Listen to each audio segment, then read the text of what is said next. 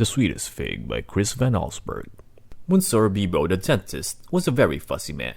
He kept his small apartment as neat and clean as his office. If his dog Marcel jumped on the furniture, Bibo was sure to teach him a lesson.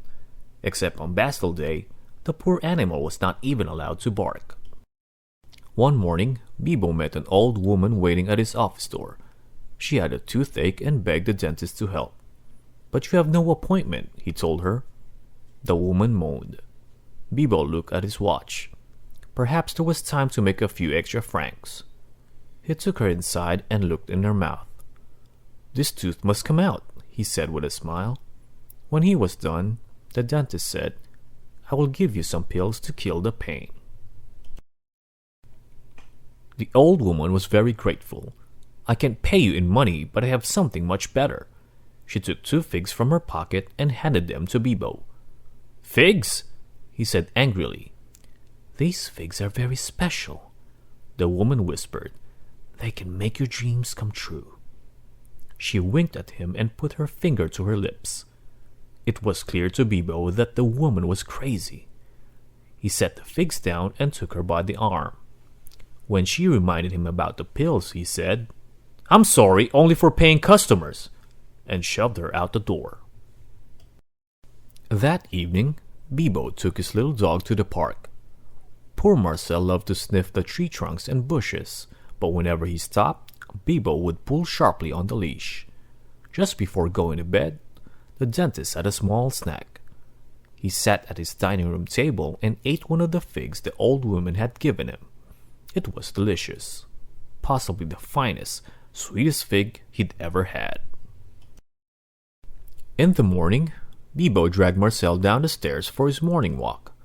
The steep steps were hard for the short-legged dog, but Bibo wouldn't think of carrying his pet. He hated to get Marcel's white hairs on his beautiful blue suit. As he walked along the sidewalk, Bibo could not help noticing people looking at him. "They are admiring my suit," he thought. But when Bibo saw his reflection in the window of a cafe, he stopped in horror. He was dressed only in his underwear. The dentist turned and ran into an alley. "Sacre bleu," he thought.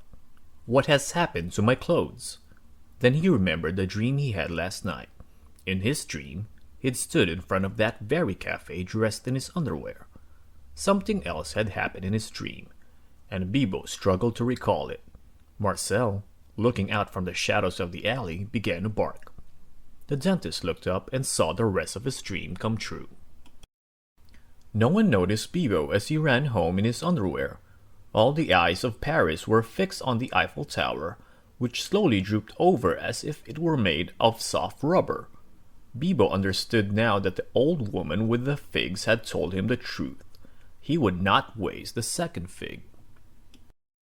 Over the next few weeks, as reconstruction of the Eiffel Tower began, the dentist read dozens of books on hypnotism.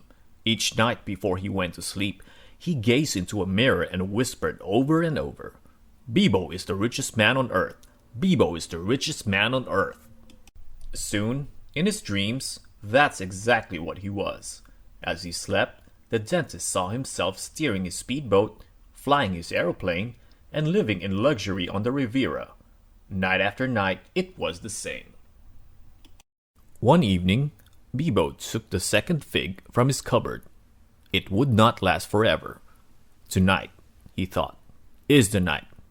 He put the ripe fruit on a dish and set it on his table. Tomorrow, he would wake up the richest man in the world.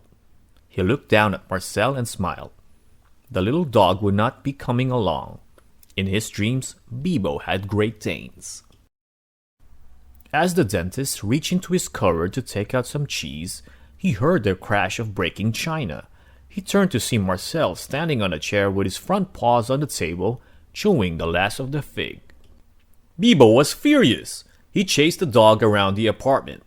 When Marcel ran beneath the bed, Bibo yelled at him, "Tomorrow, I'll teach you a lesson you'll never forget." Then the dentist, angry and heartbroken, went to sleep. When he woke up the next morning, Bibo was confused. He was not in his bed. He was beneath it. Suddenly, a face appeared in front of him, his own face. "Time for your walk," It said, "Come to Marcel." A hand reached out and grabbed him. Bibo tried to yell, but all he could do was bark.